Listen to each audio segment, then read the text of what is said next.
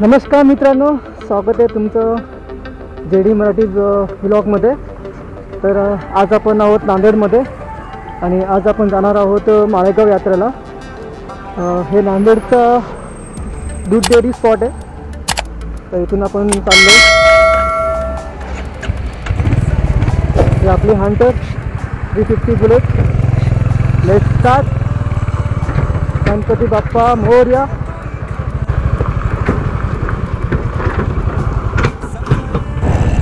पावणे 12 झालेले आहेत। समोर लातूर फाटा, लातूरचा रोड, इकडे हैदराबादचा रोड, इकडे शिडको आणि इकडे नांदेड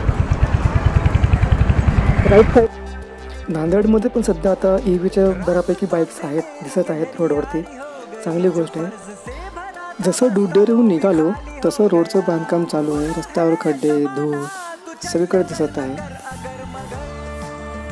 हे आलं बघा बाजूला आपलं इंजिनिअरिंग कॉलेज। इंजिनिअरिंग कॉलेजचा आणि आपला काही संबंध नाही, पण SGGS कॉलेज म्हणलं की गाडी आपोआप थांबणार। SGGSच्या कॉलेजचा ॲडमिशन नसतानाही आपण बऱ्याच मध्ये गेलो। इव्हेंट, गॅदरिंग बरंच काही अटेंड केला, खूप धिंगाणा। ॲडमिशन नसतानाही ॲडमिशनसारखं मध्ये जायचं, आयडेंटी कार्ड नसतानाही पण मध्ये जायचं। हे आलं बघा इंजिनिअरिंग कॉलेजचे गेट। समोर एंट्रन्स दिसते। सध्या रस्त्याचं काम असल्यामुळे ते गेट कुठे काय ते पण ओळखू येत नाही। आणि याच्या समोर गेल्यावरती आपलं येते गव्हर्मेंट हॉस्पिटल। ते एकदम थर्ड क्लास, सर्व्हिस नाही, काही नाही, माणूस चुकून पण तिथं ॲडमिट होऊ नये। ढांटाडा। तर हे आलं आहे बघा बाजूला डाव्या साईडला आपलं सर्वांचं लाडकं SRTMN म्हणजेच स्वामी रामानंद तीर्थ मराठवाडा युनिव्हर्सिटी। हिच्या पण कमानीचं बांधकाम चालू आहे बघा तुम्ही।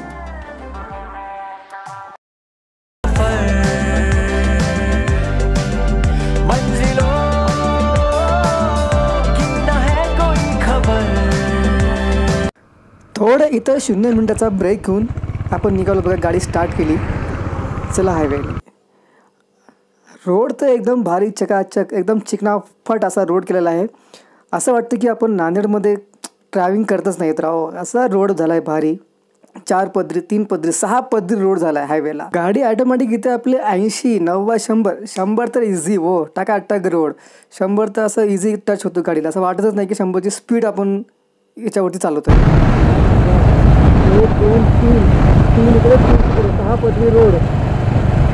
हे आलं बघा लोहा म्हणलं की दही धपाट्याची आठवण येते, पण डाव्या साईडला बगीच्यावरती 1, 2, 3, 4 असे दुकान दिसल्यावरती की जुनं कोणतं दही धपाट्याचं हॉटेल आहे ते कळत नाही। लोह्याची ट्रॅफिक जाम, या जाममधून आपली गाडी हंटर 350cc आकडी तिकडी करून आजूबाजूला करून कशी तरी आजूबाजू करून एक काढली आपण। गाडी रिझर्व लागल्यामुळे पेट्रोल पंपवरती आलो होतो पेट्रोल भरण्यासाठी, की वाटलं कशाला उगाच रिस्क घ्यायची पुढे जाऊन, मध्येच गाडीचं पेट्रोल संपलं तर एवढा मोठा हाती कुठे ढकलत बसणार आपण, म्हणून पेट्रोल भरलं।